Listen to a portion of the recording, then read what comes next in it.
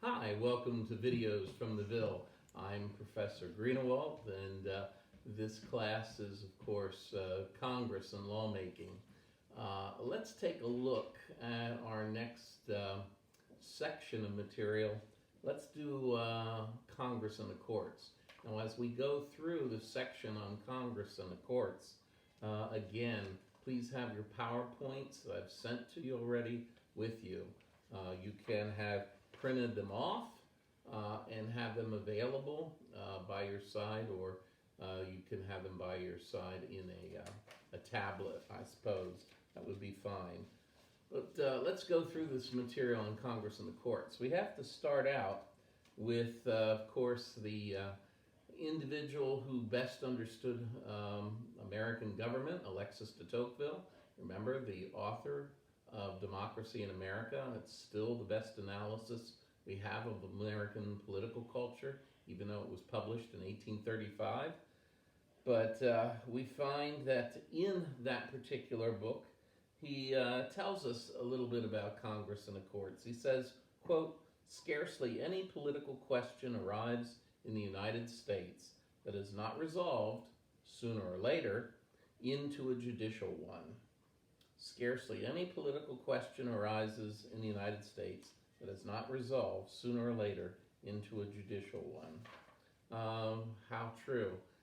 We are the most litigious country in the world. So he saw it even in 1835.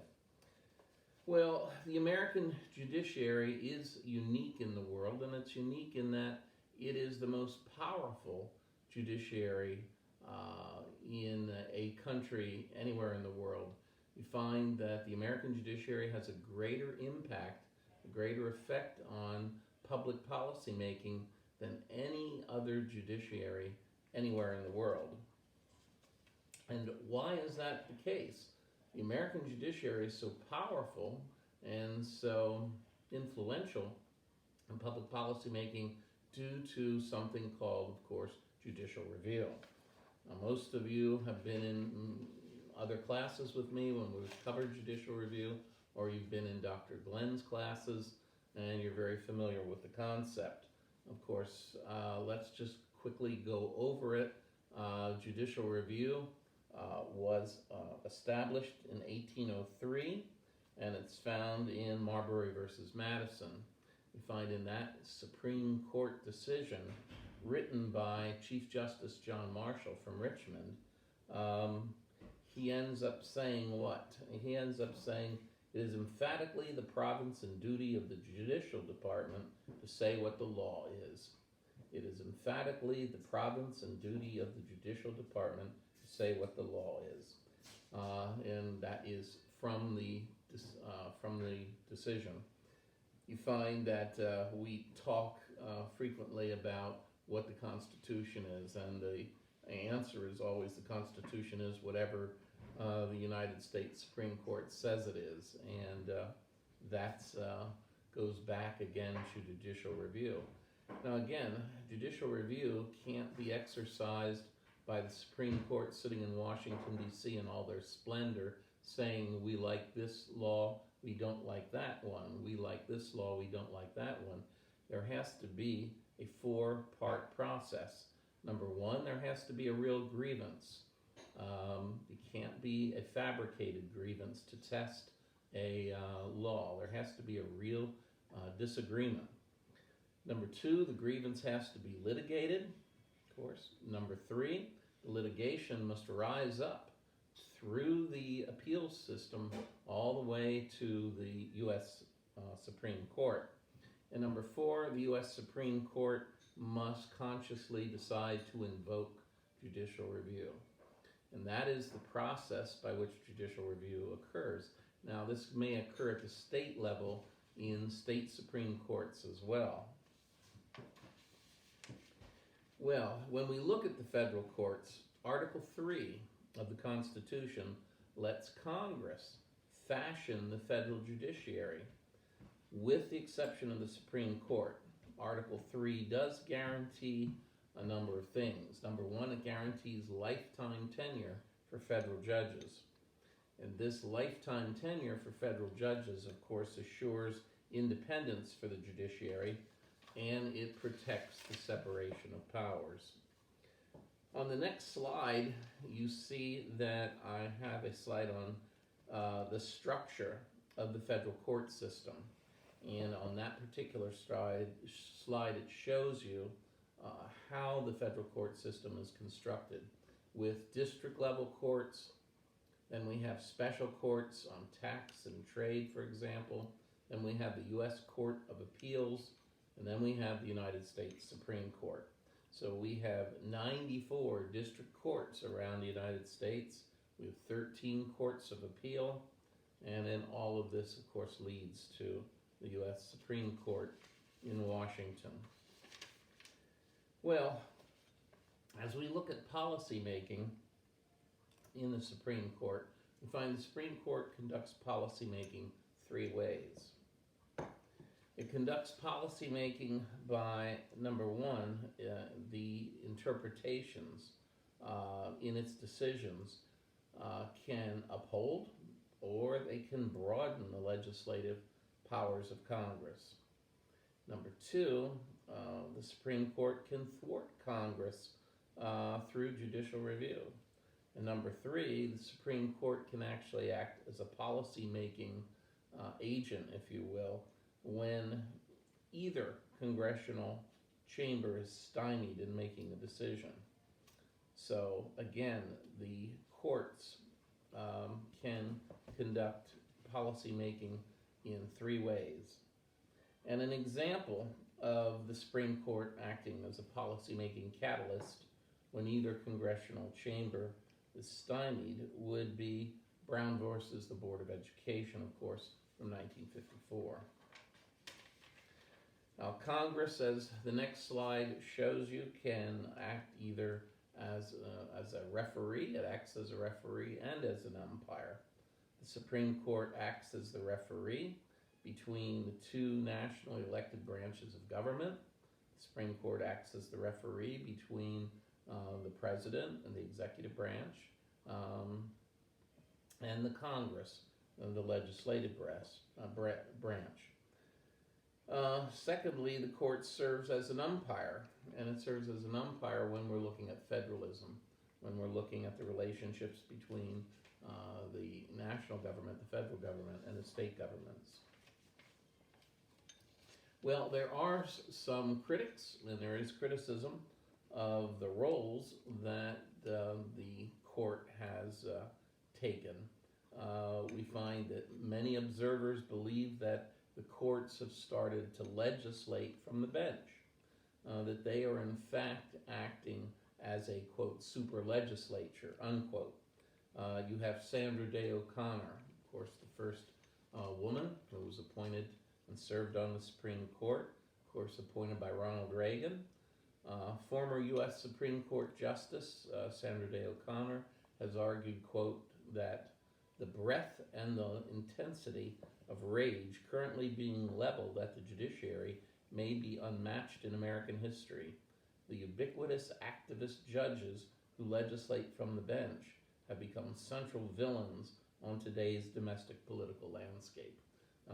This, of course, she served quite a few years ago, and we saw this criticism of the court and their activism even then. Well, what are the legislative checks on the judiciary? What can the legislature do to control the judiciary, if you will? Congress has four major tools that it can use to influence the Supreme Court and the federal judiciary. Number one, they can withdraw jurisdiction from the court. In certain situations, Congress can expand federal court jurisdiction, and sometimes at the expense of state courts.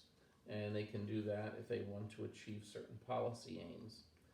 But in other situations, the Congress can threaten to withdraw the court's authority to review certain categories of cases.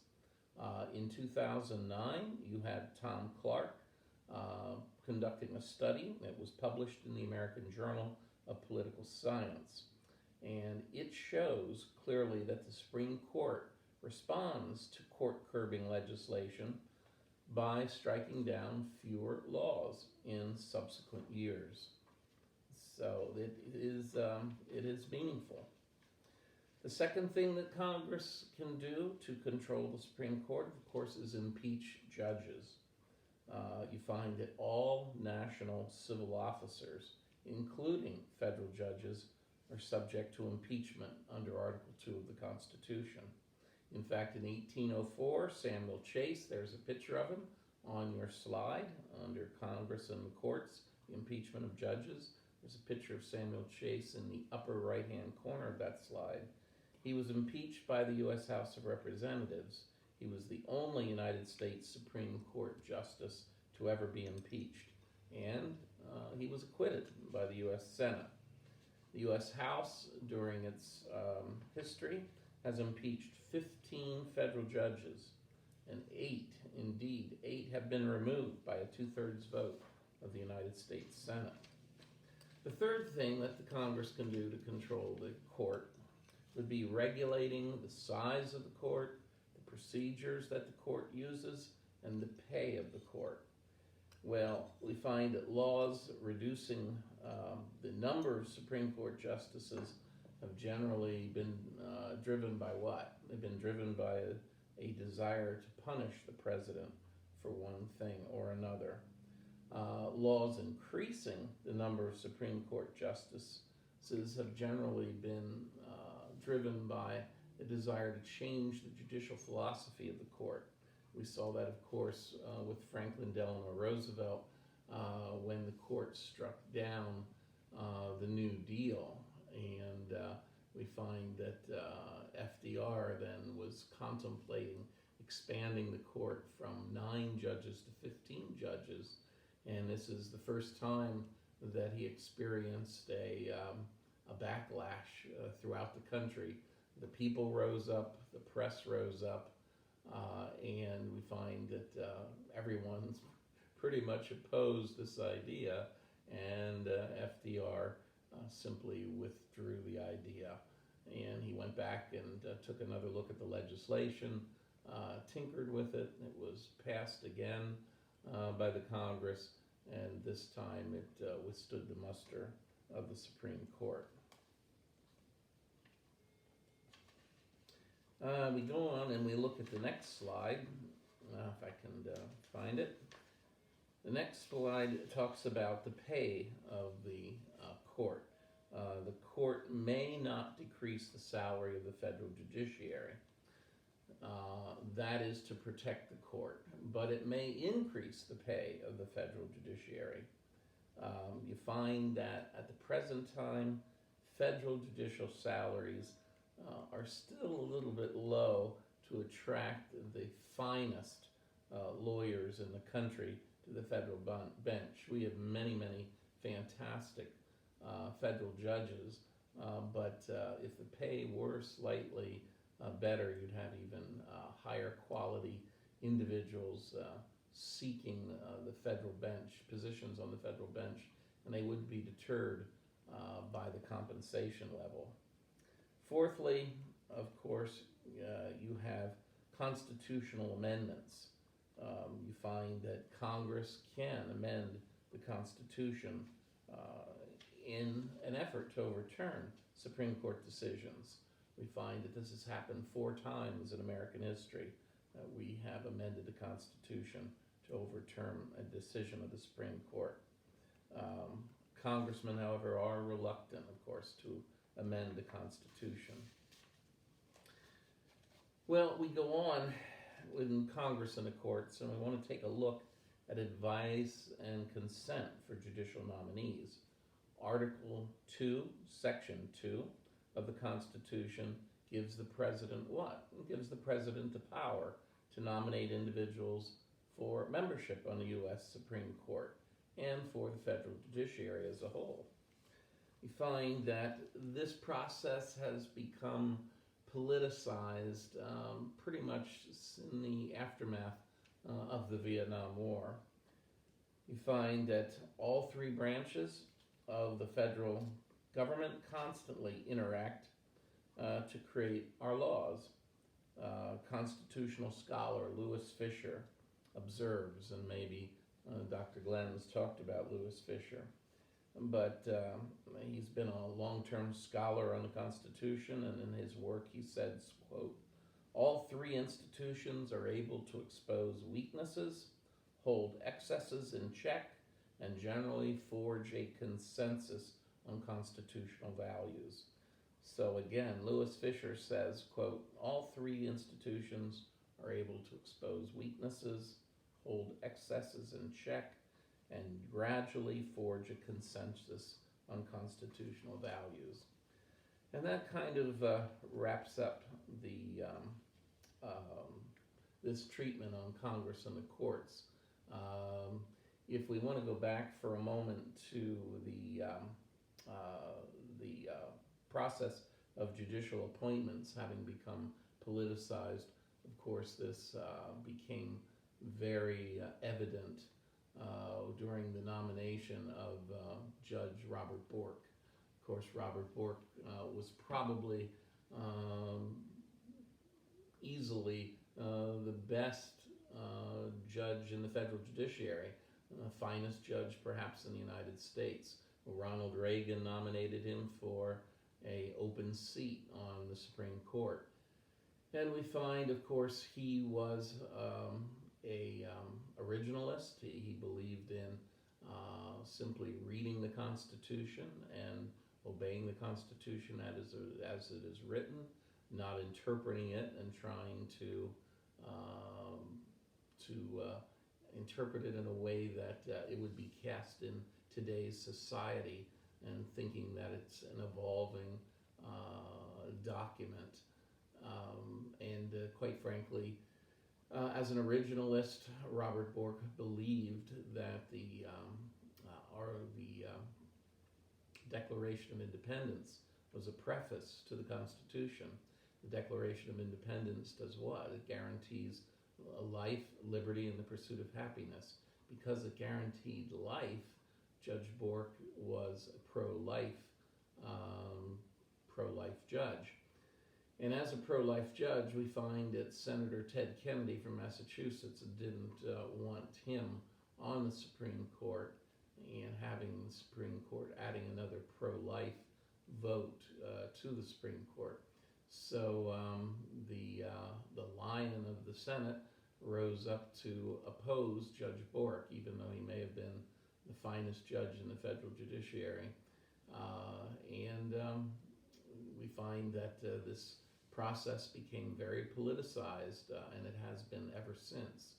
We find that Judge Bork simply withdrew later, and we find that President Bush Sr., President Bush found the candidate who discovered the way to navigate the treacherous waters of confirmation to the U.S. Supreme Court. Of course, that was David Souter. When there was an opening for the court, and President Bush Sr. had the opportunity to nominate someone, his chief of staff, former Governor Sununu of New Hampshire, recommended a little-known member of the New Hampshire State Supreme Court, David Souter, to be a member of the U.S. Supreme Court. President Bush went ahead with the recommendation and nominated him, and David Souter discovered the strategy that is still used to the current day to gain confirmation, and that was he simply would deflect all questions of the Senate by saying, I don't know what I do. This is hypothetical. I need a real case before me. I can't say. I don't know. And that is essentially the tactic that almost every Supreme Court nominee since that time has used. Now, Justice Roberts did not. Justice Roberts was able to sit at a table by himself with no notes, and over the course of a week answer every question thrown at him about any element of the law national or international, present or past. It was quite a tour de force during his confirmation hearing. But most of the other nominees pretty much all follow in the footpath, in the tracks of David Souter. And will say that I couldn't say what I'd do in this situation or another because it's hypothetical. Well, I just wanted to go back and touch on that issue of how the nominations to the Supreme Court now have become politicized, and how that how that is currently being handled by the system at this point. Okay, I guess that closes out Congress and the courts. We'll move to one of the next PowerPoints, one of the next sections right after this.